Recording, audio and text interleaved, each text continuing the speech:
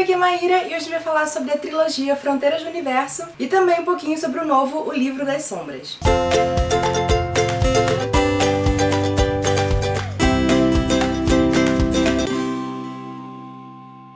A trilogia Fronteiras do Universo foi escrita pelo autor Philip Pullman e consiste em 3 livros: A Bússola de Ouro, A Faca Sutil e A Luneta Amba. O Pullman também escreveu mais 2 contos que acompanham essa história. Um deles é A Oxford Lyra e o outro é Once Upon a Time no North. Esse conto não foi traduzido aqui no Brasil ainda. E agora, 17 anos depois de concluir essa primeira trilogia, foi publicado O Livro das Sombras, que é o primeiro de uma nova trilogia desse mesmo universo, e vou falar um pouquinho dele mais pro final do vídeo. Não se preocupa que não tem spoiler, eu vou falar de forma geral aqui sobre essa trilogia, como foi uma experiência como um todo em relação aos livros. O primeiro livro conta a história da Lyra, que é uma menina de 12 anos, dentro de uma universidade em Oxford. Só que essa Oxford aqui é diferente da nossa, porque nesse mundo, parte da alma das pessoas existe fora do corpo dela no formato de um animal, que aqui eles chamam de demon. E quando você é criança, esse animal pode ficar trocando de forma o tempo inteiro, mas quando você chega na fase adulta, esse animal então passa a ter uma forma fixa. Apesar deles serem parte da pessoa, esses demons têm personalidade e vontade própria. O demon da Lyra se chama Pantalaimon e os dois passam a vida causando, junto também com as outras crianças da cidade.